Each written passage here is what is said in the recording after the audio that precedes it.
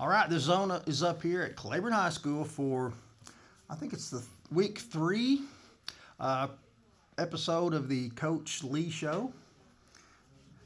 We had another one that didn't go your way. Give us a little, cheer us up. Yeah.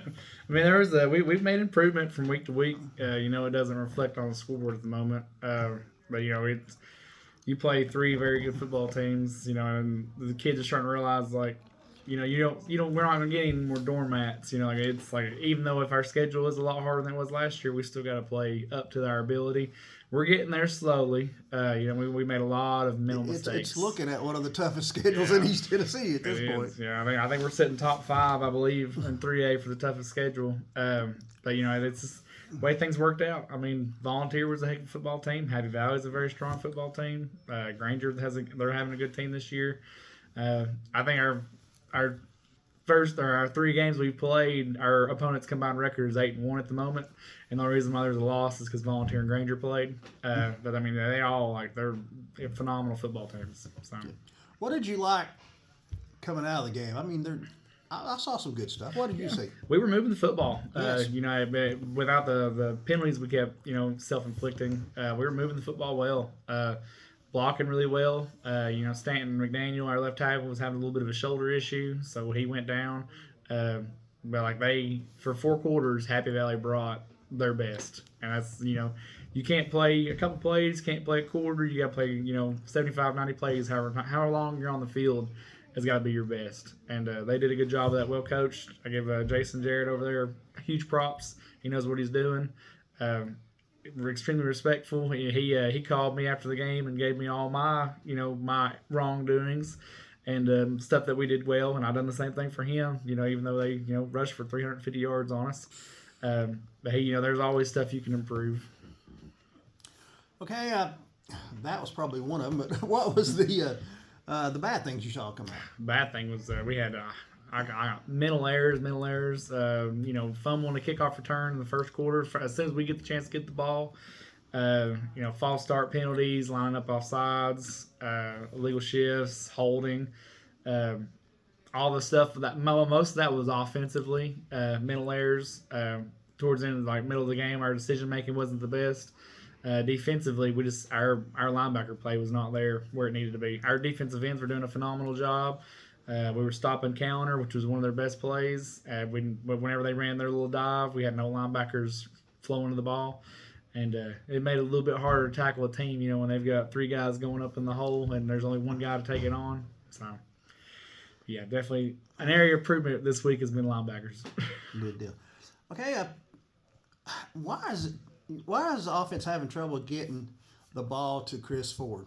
Well, Happy Valley done a phenomenal job. Their coach before the game told me, he's like, we're going to be looking for 22, and he said another number. I think he said 6, but he was like 20's our guy. He's like, we're going to take him out of the equation. So anytime if it was 3rd and long, you seen a corner and a safety stacked up over top of him, and they kept it that way. And early on, we had Caden Williams back, luckily, but he wasn't making the catches he needed to. He's a little bit rusty.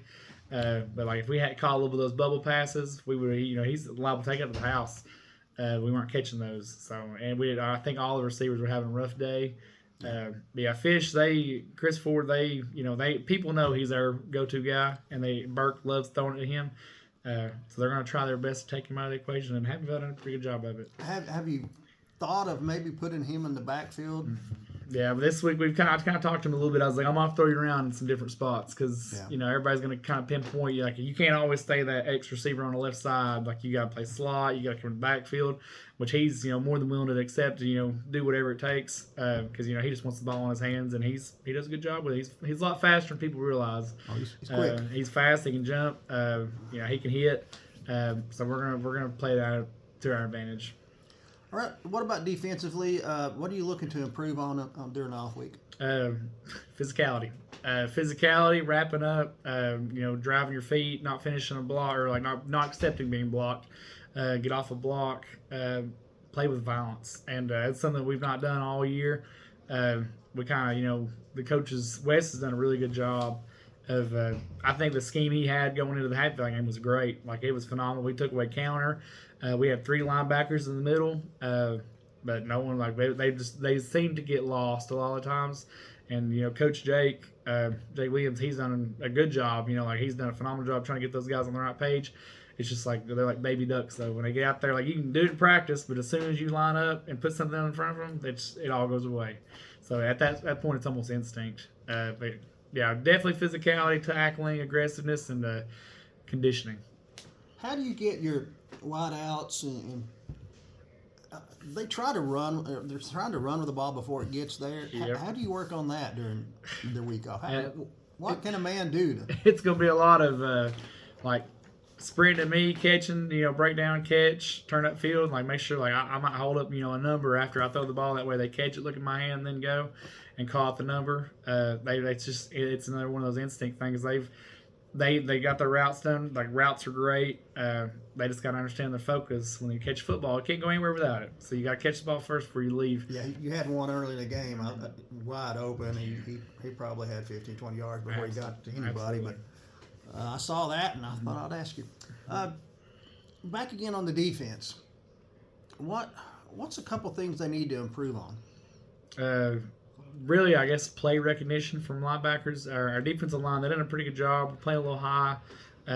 Defensive ends, they done a really good job squeezing it like we needed them to keep an outside shoulder free. They're not coming up too far upfield.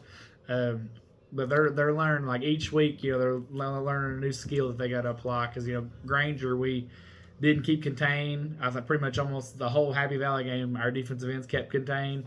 But we're just finding, weaknesses here and there. And once the team finds out that, like, hey, like, their linebackers weren't flowing good, let's attack that. So let's kick the end out and then go underneath him. And that's what they did, or they just run zone dive and base out on the end. We're starting to learn football's it's not really a physical game. If you don't play with the physical and aggressiveness that it takes, you're not going to tackle a kid like Johnson County's running back. He'll run through an arm tackle. They had a couple of those. They did, yeah. But he's he may or may not play. We're not for sure yet. So obviously they've got 2 weeks till they see us, or we see them.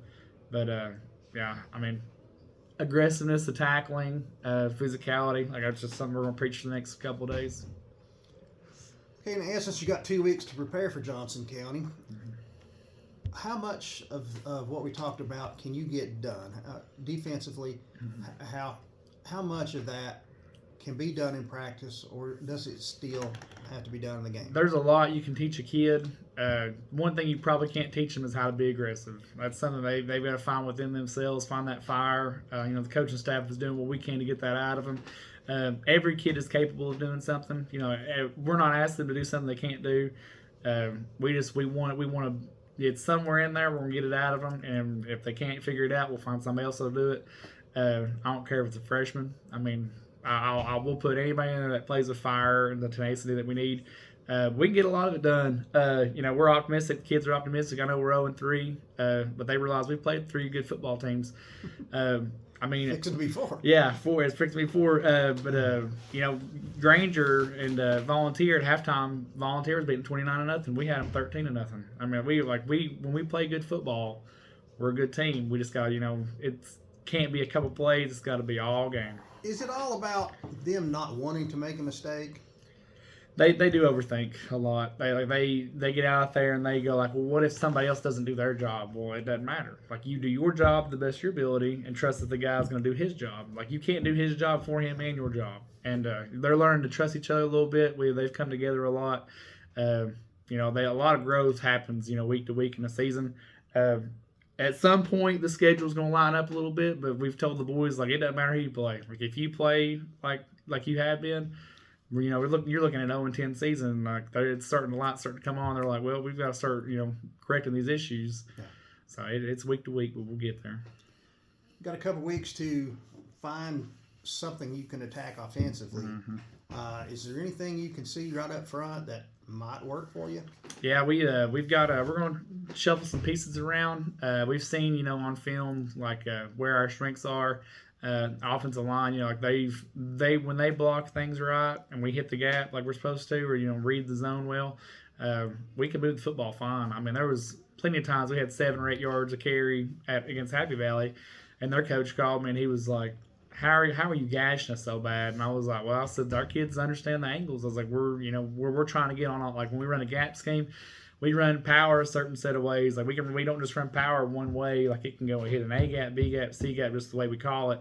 And like we'll put a tag to it, and it makes it look different. But it's just like I always tell the kids, like it's the same basic principle. It's just makeup on a different lady. Like you're just dressing her up, putting a new outfit on her. It's still the same person, same play. But yeah, we're gonna start buying into some more of those kids that have showed us good reps. Like Colton Brewer's been doing a really good job on defense.